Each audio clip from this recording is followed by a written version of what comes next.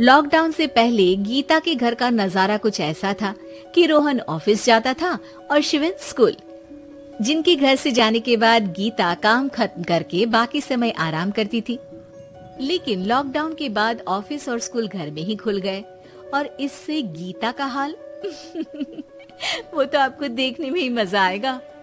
शिविन, ओ शिविन, महाराज उठने के लिए क्या 21 तोपों की सलामी लेंगे?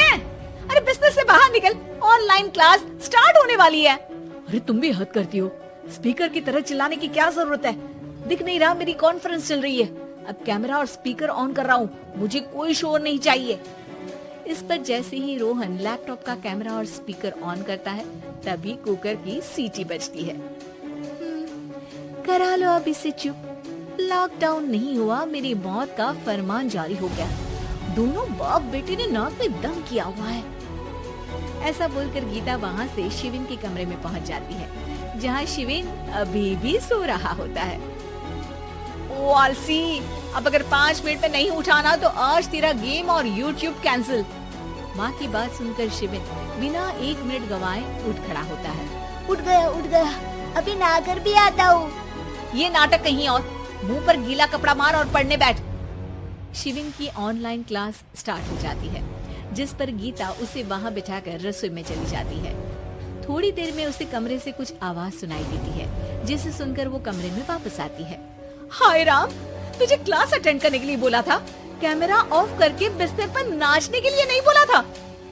मम्मी मुझे कुछ समझ नहीं आ रहा, आप बाद में पढ़ा देना ना, वैसे भी अटेंडेंस तो लगी गई है। हाँ बेटा, जरूर बन जा, तू अभी से हम सबका बाप बन जा। अरे नहीं मतलब कहाँ से लाते हो इतना दिमाग, और पढ़ाई करते हुए ये चला कहाँ जाता है? नाइस क्वेश्चन, दिमाग से पूछकर बता दूंगा। शिविन की बातों से परेशान होकर गीता उसे मारने के लिए जैसे ही आगे बढ़ती है तभी वो कमरे से बाहर भाग जाता है। अब शिविन आगे और गीता हाथ में चप्पल पकड़े उसके पीछे पीछे पूरे घर में दोनों घूम रहे होते हैं। इसी बीच वो रोहन के पास पहुंच जाता है और शिविन को मारने वाली चप्पल रोहन के लैपटॉप पर जाकर गिरती है। माँ, मम्मी अब पापा को चप्पल मार रही हो? वो आज तक के रिपोर्टर, चुपचाप जाकर क्लास अटेंड कर ले, नहीं तो अगली तेरे पीछे लगेगी। इस पर शिविन वहाँ से चला जाता है, जिसके बाद रोहन गीता से कहता है, इस सर्कस के लिए कुछ बोलना चाहोगी? अरे क्या करूं, जब से तुम दोनों घर में रहने लगे हो, घर अपने आप ही सर्कस बन गया है और मैं तुम्हारी नौकर।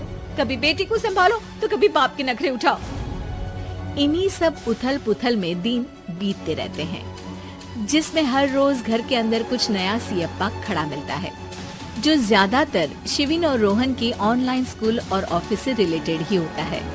एक सेकंड, शिविन चलो उठ, आज की क्लास जल्दी है। कैमरा ऑफ करके आप अटेंड कर लो। अरे ऐसे छितर पड़ेंगे दादी नानी सब एक साथ याद आ जाएंगी। गीता की लाख मशक्कतों के बाद क्लास तो खत्म हो जाती है, लेकिन उसके बाद शिविन फोन इस्तेमाल करते हुए इंस्टाग्राम रील बनाने लगता है। जोड़े में कौन था? तुम थी, मैं थी, कौन था? हाँ, मैं गरीब हूँ। अरे ओ गरीब के बेटे, आजा, मैं बनाती हूँ तुझे गरीब। मैं बताती हूँ रसोड़ी में कौन था। पढ़ाई करने बोलो तो इनकी माँ मर जाती है और ये पागलपंतियाँ जितनी मर्जी करा लो। गीता शिविन को डांट रही होती है, तभी रोहन बीच में बोल पड़ता है, अरे बच्चा ही तो है, इतना गुस्सा क्यों कर रही हो? बेटे का साथ देने की इसी एक कोशिश में अब शिविन के साथ साथ रोहन भी गीता के गुस्से की सूली पर चढ़ जाता है। अगर बेटे पर इतना ही प्यार आ रहा है तो इसे क्लास अटेंड क्यों नहीं कराते, इसका होमवर्क क्यों नहीं कराते? उस समय तो बहुत जल्दी मीटिंग आ जाती है, वो काम मैं करूं और यहाँ इस बेफिजूली की चीज में तरफदारी करके बन जाओ महान। हे भगवान, कोई तो इनके ऑफिस और स्कूल खुलवाओ, मैं इन्हें और घर में नहीं सह सकती। मैं कुछ और मांग लेती, क्योंकि तुम्हारी ये विश इस साल तो पूरी होने से रही, कोरोना। हाय नास बेटे ने जिंदगी ही बर्बाद कर दी। खाए कोई पचाए कोई, कल मुझे चुन चुन कर सबको मेरी बद्दुआ लगेगी।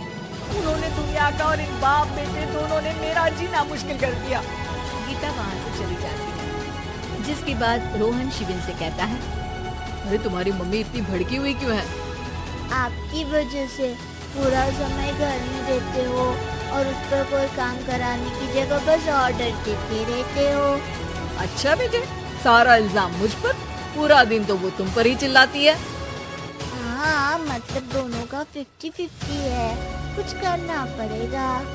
वो कहते ना, make the best out of worst. I have an idea.